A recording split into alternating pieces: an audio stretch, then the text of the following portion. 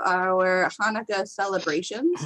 So I will turn it over to Rabbi Henkin to talk to us about Hanukkah today. Thanks, Jamie. Happy early Hanukkah to everybody. Nice to see y'all, and thank y'all for coming and being here to learn with me today. Everybody doing okay? Everybody good? Surviving? Handling? Moderating? Okay. As good as you can be. Sometimes is the best we can. So for those who have been to my food for thought conversations or any of my classes or anything like that, I'm going to welcome you and invite you to unmute if you would like, because if you just listen to me talk for half an hour, that's no fun for any of us. So instead, why don't we feel free to unmute and share, and we can have a little more conversation discussion. Janet, just make sure he doesn't, unmute and drive off the road. I'm worried about your safety. That's for safety first. So Hanukkah, as you guys know, starts tonight. At least I hope you guys know it starts tonight. If you didn't know that, then surprise, it starts tonight. We're going to, I want to talk a little bit about how Hanukkah can help us, not just through what we've been through with the pandemic, but kind of moving forward, as I say, as a holiday of hope. So, Rabbi, can it also help me wash my dishes and cook my latkes? No, I don't think it can do that. But if I invent something that can, my daughter's good for that. So I can rent her out. But she's good for emptying dishwashers and cooking latkes. Before we start talking about how it can offer us hope, I want to be sure we're all kind of on the same page. So somebody tell me a little bit about the Hanukkah story.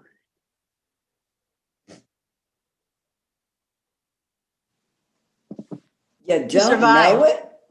We survived, and we ate latkes. And we ate latkes. No, we survived because we had some people who were willing to stand up for their rights and stand up for the continuation of Judaism against those who would integrate us totally into their culture.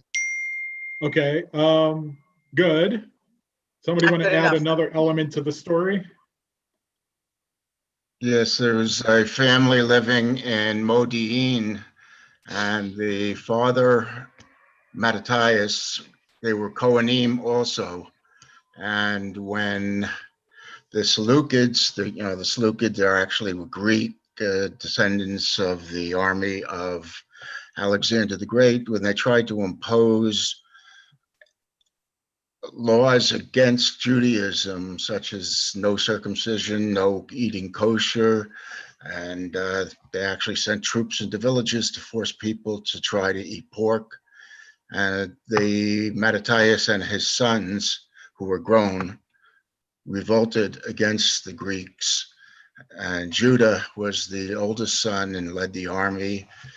And it took them quite a few years to finally, they did not defeat the Seleucid Greeks completely, but they did retake Jerusalem.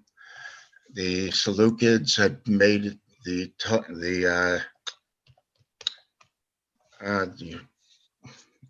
I'm getting a mind, you know what I'm saying. What's the word? I can't even think of it. Temple right or the temple. They had made the temple into a Greek temple, put statue of Zeus in it, and defaced all the Jewish things. And when Judah and the army retook the temple as part of Jerusalem, they re-sanctified it. And the traditional story is that when they went to light the menorah, there was not enough oil, and the oil which they used had to be sanctified, and the oil lasted for 8 days, which is actually more of a rabbinical story than if you read the 4 books of the Maccabees. it doesn't say anything about anything like that. So That is true. oil issue really does date to the, the rabbinical period. Excellent. And Excellent. So I think between Toby and Ken, we kind of covered the bulk of the story. That there was the Syro-Greeks were ruling, the Seleucid dynasty was ruling over Israel over that time period. They, led by their king, King Antiochus IV Epiphanes, enacted a series of laws, as Ken mentioned, to outlaw much of Jewish tradition and thought, and to try to force assimilation into the Greek culture. The Maccabee, Matisyahu, not the reggae singer, but his ancestor from Modi'in, and his children led an revolt against the Greeks, in which they were vastly outnumbered and out-technologied and out-resourced. But nevertheless, they revolted for 3 years using largely guerrilla warfare, and ultimately drove them out of Jerusalem and out of the temple, in which they re-sanctified the temple afterwards and celebrated and made a giant party and gave thanks to God for that thing. And if you add in the rabbinic story, as Ken mentioned, they found one cruse of oil which had not been opened or touched by the Greeks during the time that they had built idols in the temple. And that one unopened cruse of oil was enough to last for 1 day, but it lasted for 8, and hence Hanukkah. So therein is the story. Now, what are some of the main traditions we have of Hanukkah? first one is lighting the menorah. Of course, we light the menorah. We light 8 candles on a menorah, adding 1 each night, so that we can, and we'll talk about that in a little bit, so that we can remember the miracle of the oil lasting for 8 nights. Good. What else? And we use foods that are cooked in oil. Ashkenazic Jews tend to go for the potato, and so we make latkes. But all over the world, there are different foods, buñuelos and quesoles and churros and eggplant parmesan, because it's got a lot of oil in it. But it really, you can be very creative with the foods, but most people tend to eat latkes. I went to a Hadassah program the other night, and it was latkes from around the world, and they had a Persian Jew who was making latkes, and she explains that, of course, her family came from Iran and they didn't make latkes. And the chat room was going crazy. Why didn't you make latkes? But this is not their story. The Esther story is their story. And the story of the Maccabees happened in a different part of the world at the time that, they were not involved in that. So good. So we eat foods dipped in oil or cooked in oil. Eggplant parm is for you Italian Jews. That's fantastic. Latkes are kind of the most ubiquitous. Sufganiyot, nobody mentioned sufganiyot. They're delicious. Kind of donuts, often jelly filled, don't have to be, but donuts fried in oil. Things like that. Good.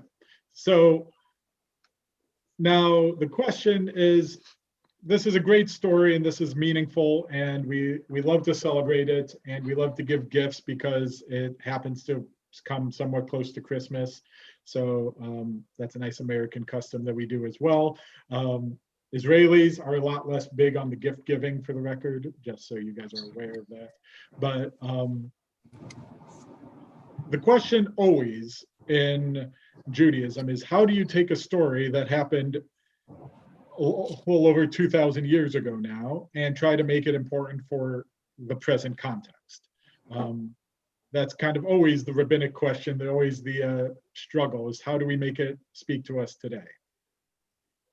And for many of us, this last year has been one in which it's been incredibly difficult. We're fighting our own battle, not against the Greek army, but against a microscopic virus. We're battling a whole bunch of different battles at once. If you want to talk about racism, if you want to talk about anti-Semitism and hatred and politically, there's a lot of battles we're fighting. So how can the Maccabees provide us some hope in this context? You can talk a little bit about how the Maccabees were the first ones to gain the independence for Judea, for Israel, in hundreds of years. And they were the last ones to rule an independent Jewish state for 2,000 years until Israel was created again. Indeed. Wow. Yeah, their record of success after they took control is a little spotty. But yes, they are the last ones who ruled over an independent Jewish state until the state of Israel was formed. But I want to take a moment and kind of think about the story that we know and the story that we've kind of described to try to make it into our own context.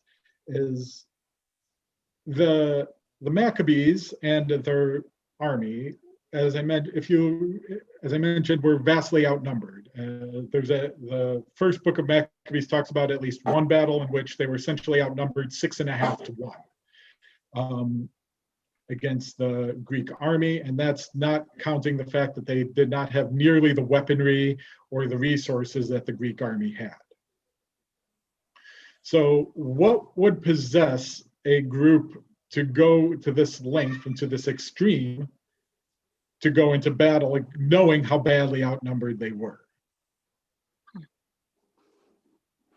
You know, Rabbi, I have difficulty talking about this because there's a big difference between the story that we were told as children and we learned in religious school and the story, of course, that we tell our children. But I just finished a 9-week biblical archaeology course. And the history is, of course, very different. And then if you do some other types of religious studies and you talk about the possible real reason why it was 8 days and its connection to the holiday of Sukkot, because at the time of Sukkot, they were unable to commemorate this very important biblical holiday. And so the way the history has come down to us is possibly not what it was. But if you take on face value the things that we do for the holiday, the gift that we were given has nothing to do with the presents the way we celebrate in the United States, but it really has to do with the gift that we gave ourselves of faith and having the faith that with God's help that we would survive. And I think that kind of message does translate very well to modern day, where a little bit of faith can take you through even the darkest times. So we'll come back to that conversation in a minute. I completely agree, yes, on everything. And the history is not quite, the story that we usually learn in religious school or that we teach our children. It was much more brutal. It was much more difficult and much more complex than even the simplistic version we talked about here. And I do want to talk about the faith question in a few moments, but I want to invite you for a moment to put yourself in the shoes of the Maccabees, or the Sandals, as the case most likely was. And what would possess you to go to war and revolt, knowing how badly outnumbered, out-resourced, and out-weaponed you were? A zealous principle, a zealous desire to go forth, or maybe a huge ego that says, I can do it. Or maybe it's just the premise that life is not worth living unless it's under their own guidelines. And if they would have rather died than be subjugated to pagan rituals. I think it was the love of the religion. and the refusal to give it up. That's something that, Jewish history is, so many instances of it. It lost all the wars, lost the countries, but refused to give up the religion to the conqueror. And the Jews are the ones that still are here, and the others aren't. So I think all three of you kind of hit on a key important point.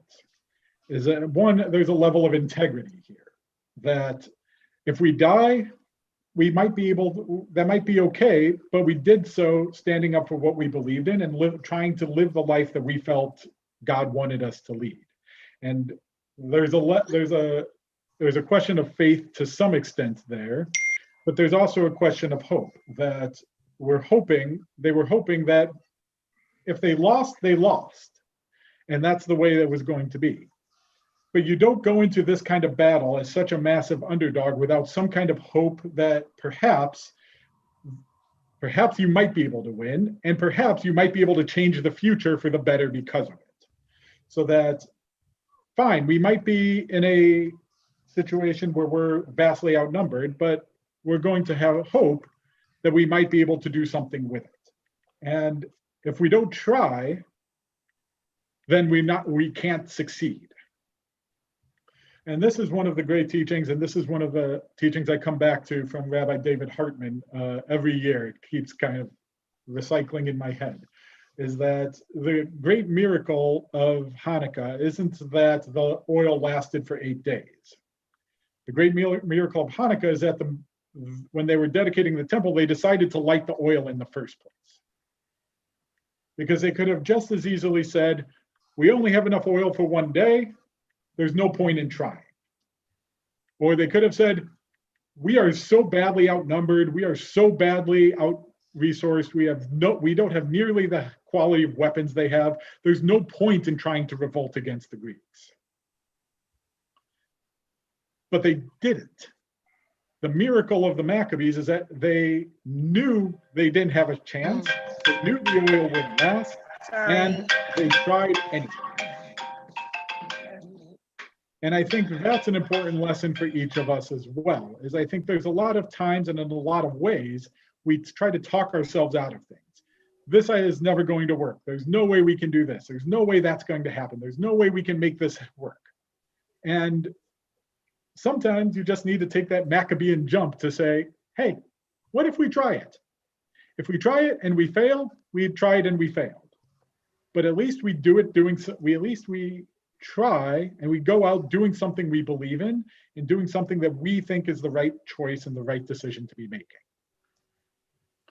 So I think that involves a level of faith and a level of hope in what we're doing, that what we're doing is really the correct answer and we believe in it, and that we hope that this is going to succeed and work for the future. Mm. Questions, comments, thoughts?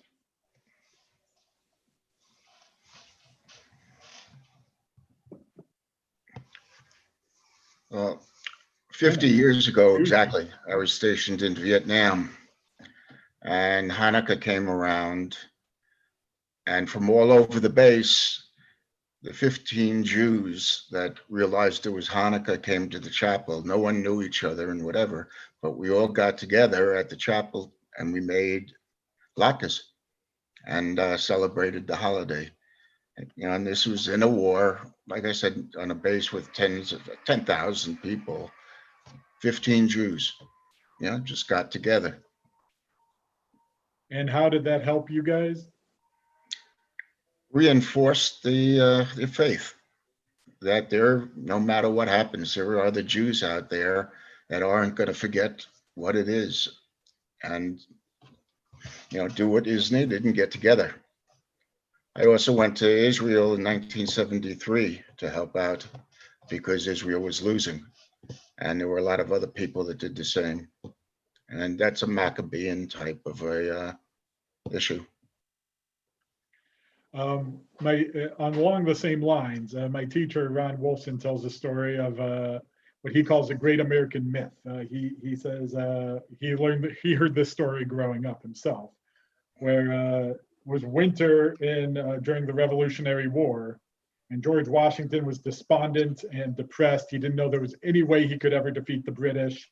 And as he's walking through, he goes for a walk one night in the camp at Valley Forge and sees one of his soldiers lighting menorah in the corner, and says, "You know, what is that?"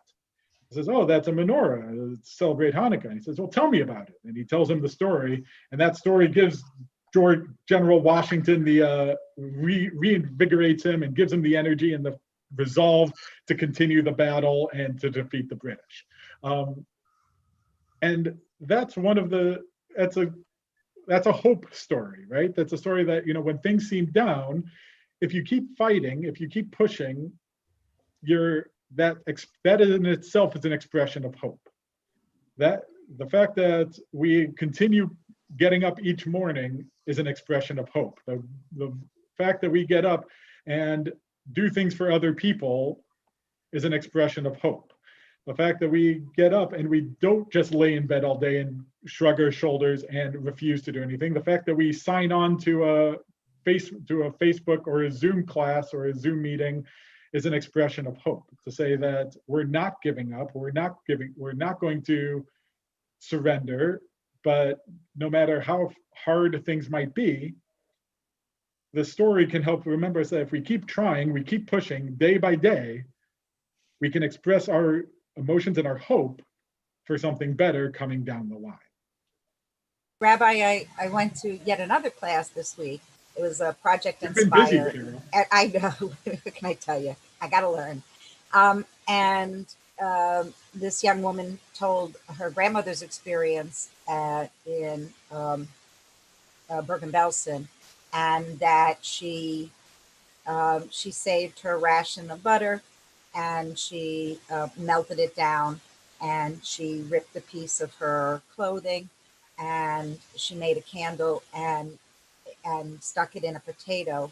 And that night she lit a Hanukkah candle, and the capo had walked away, and another guard came, and then they took her grandmother out. Her grandmother survived because when she was questioned, they were going to kill her, and he said, "You knew that we were going to kill you if you did this. Why did you do it?"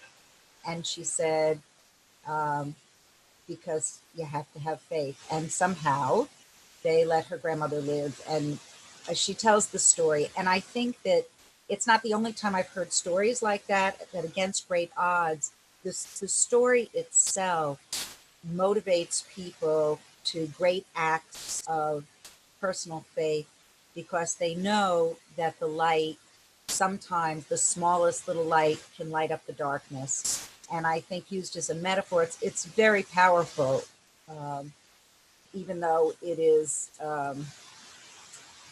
in the United States anyway. I have some problems with the way it is celebrated, because I think that sometimes we forget that it has nothing to do with the Christmas holidays, except for the fact that it falls around the same time of year. So that's a beautiful story. I think I've heard a variant of a similar story from Holocaust survivors too, of saving rations to create a candle, whether it was wax or butter and using a potato. The potato sounded familiar too. The story can often be used as a way for those who do not have the power, the underdogs, the powerless. It gives them hope for a stronger future and to reinforce them. But I also think it can be that similar to what you said with the Holocaust and with Ken's example and with the George Washington example, which I think is also relevant for many of us, which is that it's not always about the power dynamic, but it's also about the desperation dynamic. And it's not just the few the mighty falling into the hands of the weak, or the many falling into the hands of the few, though that is certainly part of the miracle, but it's also the act of hope and the act of faith in the face of desperation. And at a time when the Maccabees and those who were loyal to their cause, which was not all the Jews, by the way, just in case you were wondering, that actually the vast majority of Jews were supportive of the Seleucid dynasty. The Maccabees were really the minority extremists. But it's the act of defiance in the face of desperation, and the idea that we were worried and concerned and facing what we think is the extinction of Judaism as we know it, and the Maccabees resolve to not let it fade away and to work and fight for the survival of what they believed in. Now, we talked about the lighting, we talked about the candles. How do we light the candles, by the way? Two important halachic notes about lighting candles. How many candles do we light each night? One more each night. Good, corresponding to the number of nights it is. So tonight we light how many? One. One and the With the shamash. shamash. We'll count the shamash. That doesn't count. And tomorrow night And we will then- light Two. two. Excellent. Two. You guys are good. Excellent. And where do we put the menorah when we're lighting it? Supposed to put it Near a where window? people can see it. Good. You're supposed to put it somewhere where people walking by your house can see it. Why?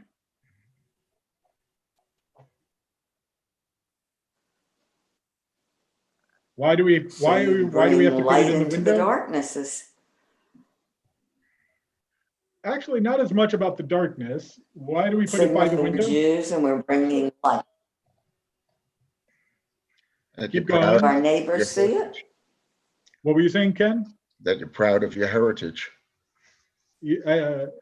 Close. I think, Arlene, what was the last one I think you said it, Arlene. So our neighbors see it. Good. So the those idea, in the community see. And go ahead. no, you had the right idea. So in Hebrew, the term is the halachic term is called pirsume nisa. It's actually Aramaic, but who's counting? The idea, it's called advertising or publicizing the miracle. It's actually also one of the main halachic obligations of Purim. The idea is that we recognize a miracle occurred, and we want to let everybody know about the miracle. So let's tackle these one at a time. Why do we add one candle a night? By the way, this is a first century halachic dispute about how many candles you light each night. Beit Shammai argued that we actually light 8 candles the first night, and each night we take one away. And Beit Hillel, who we follow, argues that we start with one and add 1 candle each night. Why do we do that, by the way? To increase the light. Because Yeah. each night you increase the brilliance, the strength. Well, and also it's an homage to the fact that it lasted for 8 nights. So we light the first one. We don't know if it's going to last. We didn't know if it was going to last more than 1 night. And each night you add to the breadth of the miracle. Good. I think it also And that's- builds to, Go ahead, Janet. Go ahead, Janet. I didn't hear you, sorry. I'm sorry, I said it builds to a crescendo of with all of, how beautiful it looks. I mean, it's pretty when the first night is lit, but it's magnificent when you've got 9 candles burning. So I think it's building that anticipation to a crescendo where you really can get a very visceral feeling of the victory and the implication of it. And that speaks a little bit to one of the rationales given for Beit Hillel, which is ma'alim b'kodesh v'lo yordin, that we always ascend in holiness, we don't descend in holiness. so that we tried to elevate the miracle each night, recognizing the miracle lasted an additional night. We don't take away from the miracle by counting down. Now, Rabbi Dina Weiss at the Hadar Institute in New York had a really fascinating take on this dispute. And her argument is that Beit Shammai's argument is based in human psychology. So when there's only one cruise of oil, which can only last, there's only enough to last one day, and suddenly it not only lasted one day, but you got to the second one, what was the Maccabees' reaction? Holy cow, how did this oil last this long? Wonder, I assume. They were astounded. They were blown away. And when it lasted to the second night, they were like, okay, they were blown away. Third night, how did they feel? Like it was a usual occurrence, like, okay, we They were got like, this. hey, that was, okay, cool. It lasted a little longer. By the fourth night, fifth night, by the eighth night, by the seventh night, they're like, okay, good, the oil is still there, right? That idea of the miracle blowing them out of the water, no longer that, like, wasn't there anymore because it had become an everyday occurrence. So in that sense, Beit Shammai is speaking, and this happens, by the way, with a lot of things. If you see the sunset every day, you pay attention the first day you see the sunset, you say, wow, look at those amazing colors in the sky. That is an absolutely gorgeous sunset. By the 30th day you're looking at it, it's like, oh, look, the sun, it's a nice sunset. That's lovely. What else we got? Not if you're watching cookie videos or cookie photos. Every day it's another miracle.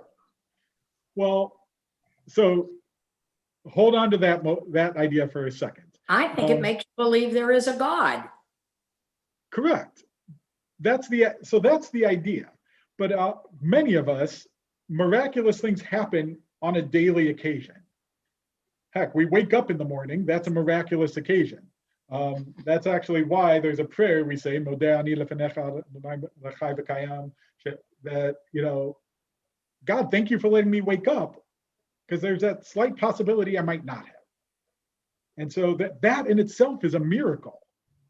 But many of us, the alarm goes off, we say, oh, gotta wake up, I don't want to wake up, I'm gonna hit the snooze button for a minute and go back to sleep for 5 minutes. Or we have plenty of food to eat, and we have beautiful houses, and we have the ability to connect with each other via a computer that is not connected to the wall necessarily, in a way that we couldn't have probably done 30 years ago. And we can sit here and have a class from the comfort of our own rooms or from our cars. That's a miracle in and of itself. But we become so accustomed to these miracles that that the level of the miracle decreases every day, to the point that it's not really even there anymore. That's kind of Beit Shammai's understanding and argument, according to Rabbi Dina Weiss, is that Beit Shammai understands that this concept of how we interpret miracles, and that at some point it becomes less miraculous the more often it occurs. So now you can understand Beit Hillel, and you might understand Janet's view, and I think Toby spoke of it as well, is that we add to it, because we want to remind ourselves each night how miraculous this really is. And so the first night, it's like, oh, wow, it lasted. That's amazing. Second night, it lasted 2 nights. Can you believe this? It's like looking at Cookie's sunset pictures from, as Arlene was saying, right? That if you can continue to appreciate it, if you can have what Rabbi Abraham Joshua Heschel called radical amazement, and maintain that amazement, it allows you to look at the world and look at the miracle completely differently. So that we continue adding one candle each day as a way of reminding ourselves how amazing the world can be and how amazing this miracle was that happened. And to not get sucked into the fact that, oh, yeah, okay, we know the story. Yeah, fine, we know what happened. Yeah, okay, look, the oil is still burning, yay. But we add every day to the amazement.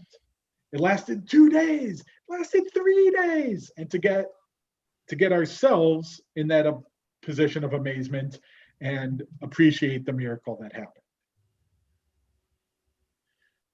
So now, once we are accepting of the miracle by lighting the candles, what do? We put it in our window to let everybody else know that these miracles occur and that these miracles happen.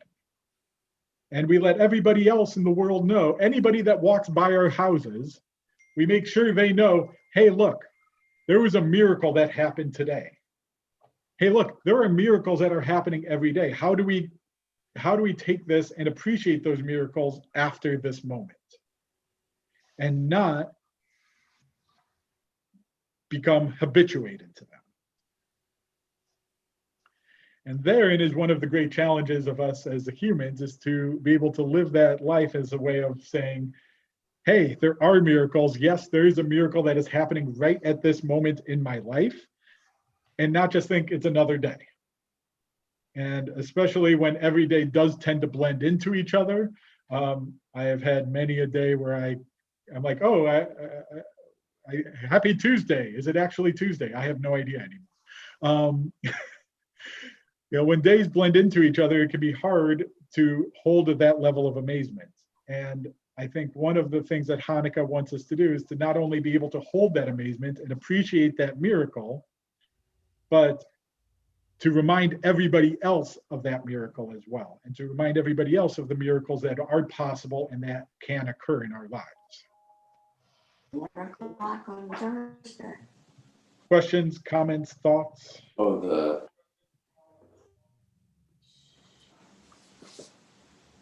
An interesting awareness, just to make it more than just a rote lighting of the menorah. We get a menorah out and we go through the motions, but I think sometimes having the opportunity to really think about, we know the story, but to think about the true dynamic, I think is important. And, especially as we're dealing with pandemic and as we're dealing with, the challenges of every day these days.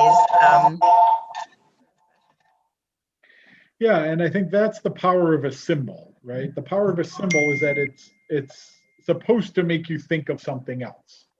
So the menorah is supposed to make you think of the story and to make you think and consider. And sometimes we get habituated to the symbol as well. We're like, oh, good, menorah. Yes, time to light candles. I know what to do now. But we don't appreciate the story we don't appreciate the depth of the symbol that it's actually sitting in front of us. And appreciation for the willingness of people like that to go out on a limb, to stand up for whatever motivates them. You never really know what's behind that. You can extrapolate as to what you think it is.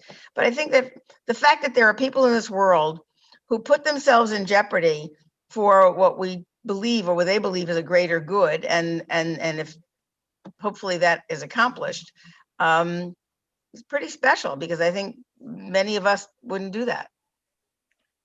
Look, yes, absolutely. And I think the fact that we can even look at some of the miracles that are happening within COVID as well, is the fact that we have been able, yes, for us, it has felt like an eternity of almost 9 months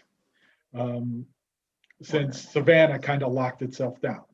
And that feels like an eternity. But the fact that in 9 months, medicine has been able to figure out how to treat this and significantly decrease the death rate of a virus that they had never seen before, that they're able to develop vaccines in this amount of time, is that's almost not, to us, 9 months seems like an eternity, but the fact that we were able to do all this in 9 months is mind-blowing itself. Living it seems like an eternity, but you're looking at the broad scope of things, I can't even say it. It's impressive. It's magnificent. But Not to the 280,000 people who've died, though. no, not to the Or the people who are 280,000 left people with, who- people who are No, left with absolutely not. lasting problems. So, I mean, I take that with a little grain of salt. Agreed. But there's two ways you can look at it, right? You can look at the devastation, Yeah. or you can look at the positives. And I think the key, Right. and I think an important part of the spiritual life is living in that balance between the two. And to understand and learn and mourn was it worldwide? I think it's 1.5 million. Is it more than that now? I think that's a number that's sticking in my mind from something I read this week. I could be wrong.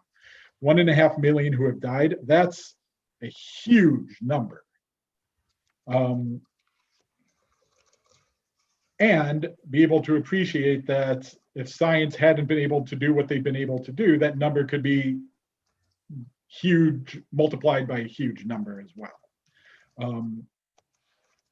So how can we live in, that's part of the spiritual challenge, is living in that balance between mourning and being sorrowful for the death and devastation that has occurred, and appreciating the miracles that have occurred as well. The last part I want to talk about, the last thing is, and I think one or two of you may have heard me talk about this over this past Shabbat, because it was part of my teaching this past Shabbat, is who is actually responsible for the miracle. Was the miracle, on one hand, you can make the argument that the Maccabees were responsible for the miracle. They're the ones who went to battle. They're the ones who chose to go to war, and they're the ones who defeated the Greeks. On the other, you can argue that God was responsible for the miracle, and that God is the one who supported the Jews during the battle. God made sure to, as we say 3 times a day, delivered the many into the hands of the few, the mighty into the hands of the weak, and ensured their victory and caused the oil to last for 8 nights. And Rabbi Kedushat Levi, one of the early teachers of the Hasidic movement, argues that the answer is really kind of both. That on some level, God did support the people, and God did support them, but the people also had a role in this miracle. And that there are miracles such as the Exodus, which God does, but that changed the course of history, and there are some miracles that happened within the course of nature. And the argument there is that the miracles only happen if we participate in them. So God is willing to work miracles for us. God is willing to help us with the miracles, but we need to take the first step and the initiative and the faith and the hope to start the process of the miracle occurring. There's a famous joke, if you guys know it, about the guy drowning in the river. You guys know that joke? Yep. Anybody not know it? Okay, so there's a flood coming, and the guy is living in his house, and a policeman drives by and says, "Hey, man, you got to evacuate. There's a flood coming. You're going to drown." He says, "It's okay. God will work a miracle. God will save me." And so soon enough, the floodwaters start to come, and a boat comes by floating on the waters as a guy is standing with the water up to his chest, and it says, "Hey, man, jump in my boat. Here, I'll come save you." And the guy says, No, it's fine. God will save me. God's going to work a miracle. God will save me. And soon the waters keep coming, and the guy's treading water, and he's struggling, and a helicopter flies overhead and drops its ladder and says, "Sir, grab onto the ladder and I'll save you. We'll pull you up. And he says, no, no, it's okay. It's okay. God's going to work a miracle. God will save me. And what happens to the guy? The guy drowns. And so he dies, his soul goes up to heaven, and he stands before God and says, God, I don't understand. I was faithful to you all my life. I was observant of mitzvot. I believed in you. I had faith in you. I prayed. And I kept saying, I had all the faith that you were going to work a miracle and save me, and you didn't. You let me die. And God looks at him and says, what are you talking about? I sent you a police officer. I sent you a boat. I sent you a helicopter. That's where you can snicker at the joke now. But that's kind of the view that Reb Levi Yitzchak wants us to take as well, is that yes, we should have faith. Yes, we should have, we hope, and we should believe in miracles, and we should believe that God's going to work miracles on our behalf. But God's only going to work miracles if we do something and initiate the miracle to happen. So if we keep waiting for God to do everything, God's not going to be able to do anything. But we need to take that first step. We need to take the initiative, as the Maccabees did, to work miracles in our own world. Rabbi, what I always found very confusing, for lack of a better word, is the fact that on Passover, Moses delivers us, but in the Haggadah, we are not supposed to emphasize Moses doing this, Moses doing that. It's always supposed to be the miracle of God. And yet in the Maccabee story, you have to kind of get there through all of the stories that you're told, especially as children, that this was all about the Maccabees. The Maccabees did this and they did that. And you have to get at the idea of faith, I think, with a little more difficulty. Is there a particular reason why it was written? Was it because that way? Is it because that they were written at different times?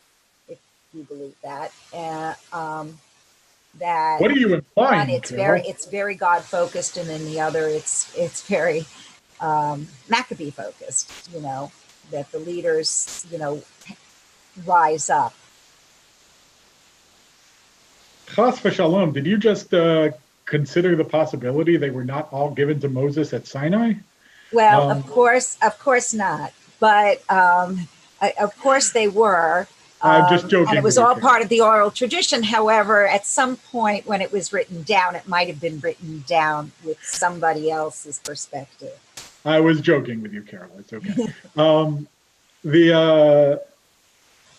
So I think there's two answers and two different concepts to this question, two different approaches. I'll give you the one I only partially subscribe to first, and I'll end on the one that I think I'm feeling a little stronger, at least today. Tomorrow might be a different story. The rabbis look at these two stories very differently, and not only because one is biblical and one is apocryphal, as we'll call it, non-canonical. One is the Passover story is when God is really trying to solidify and introduce the relationship between God and Israel to the people. Up into the Exodus story, God was largely a family God. It was the God of Abraham, it was the God of Jacob, it was the God of Isaac, and it wasn't a God of the people of Israel. It was a God of this family. That's part of the transition that the Exodus marks, is it's no longer about this one family, it's about all of the descendants of that family. And in that sense, God is trying to give them something on which to build and set a foundation for this relationship. So kind of like when you start dating, you can't treat the person you're dating just like any other person. You need to show them a little something extra to let them know you're interested. I think that's a little bit of what's going on. And in fact, the rabbis will use that imagery of Passover being the dating period between God and Israel. And then they get married at Sinai on Shavuot, and then they have the honeymoon on Sukkot, which is actually a really lovely image if you think about it, if you consider that. So, you leave your house and you go dwell in God's presence for 8 days. Really lovely imagery of that. But Passover in that sense is kind of the engagement dating period in which God and Israel are really trying to form that relationship. So it requires something a little more. Whereas Hanukkah, we've already had that relationship, relationship's already well established. And so God can work the miracles in a slightly different way. That's one view of it. The other view, and the one I think I'm feeling a little more today, is that the stories are trying to teach us two different views and two different perspectives on how miracles work. Miracles can work and are possible in a way of Passover, in a way that God comes and changes the natural course of history. And I think the rabbis want us to believe with faith that that's a possibility.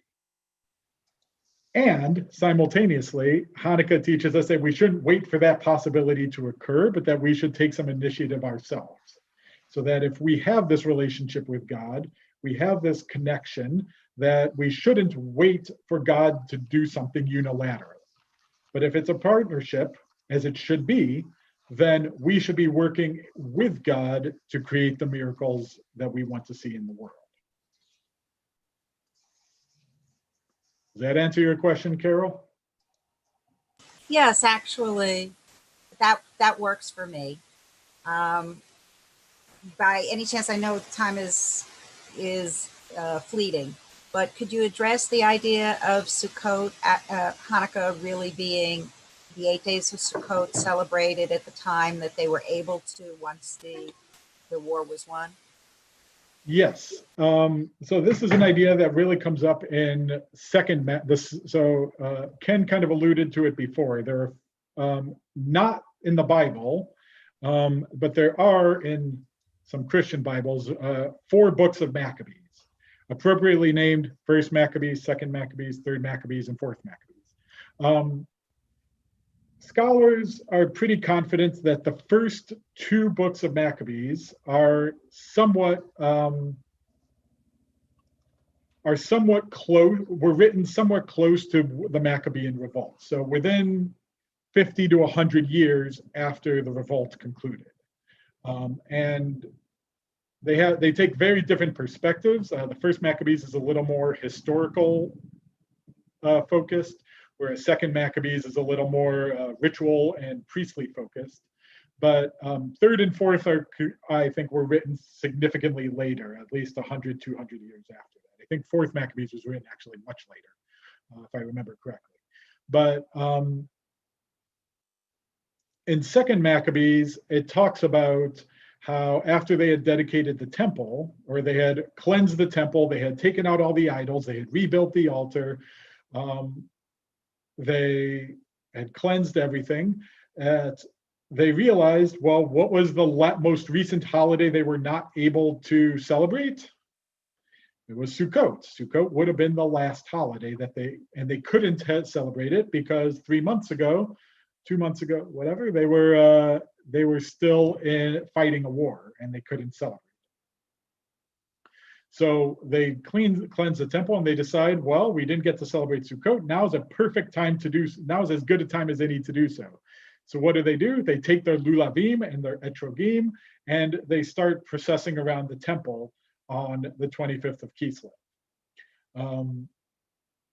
So Sukkot, as we all know, is a 7-day holiday. But immediately after Sukkot, according to the Torah, is Shmini Atzeret, an 8th-day celebration, an 8th day of gathering. So that, which is arguably connected to Sukkot. The rabbis have a difficult time answering that question. So there you have an 8-day period in which the Jews were celebrating their newfound victory in the temple, celebrating Sukkot during that time. Now, by the way, one of the other rationales the Talmud gives for Beit Shammai is that he models his candle lighting after Sukkot. So on Sukkot, they offer 13 bulls on the first day, 12 on the second day, 11 on the third day, and you take one away each day, and therefore that's why Beit Shammai argues that you start with 8 candles and light one less each day, because it's modeled after Sukkot, as the Maccabees modeled Hanukkah after Sukkot. In that sense, the dispute, if you want to look at it this way, the dispute between Beit Shammai and Hillel is not about psychology, it's about how do you understand the miracle. Shammai understands the miracle as happening at a particular historical time, and that he locks it in as a historical event. This is the time when the Maccabees celebrated Sukkot. And so therefore we're going to light candles the same way the Maccabees celebrated Sukkot, and isolates it as a particular historical time. Hillel tries to spiritualize it. He says it doesn't have anything to do with Sukkot. It has to do with the fact that the miracle continued to last, and that we want to add more light to the world. We don't want to subtract light from the world. And in that way, he spiritualizes it. And I think part of the victory of Hillel over Shammai in this dispute is the fact that we can't live in particular historical moments, but we need to live in a way that we continue the spirit of the holiday long after the history has faded from memory. Thank you. Happy Hanukkah, Adam. You signed off before I could say Happy Hanukkah. Thank you, Rabbi Henkin. We appreciate it. Of course. Thank you all for coming. To let everybody know that next week we have a speaker from the Jewish National Fund. We appreciate Rabbi Henkin being here, but one of the other benefits of, if we have to look at the silver lining of things, one of the benefits of doing Food for Thought over Zoom and virtually is the number of speakers that we can have from outside our area. So we get to hear somebody from Jewish National Fund next week. So have a very, very happy Hanukkah, and we will see you next Thursday.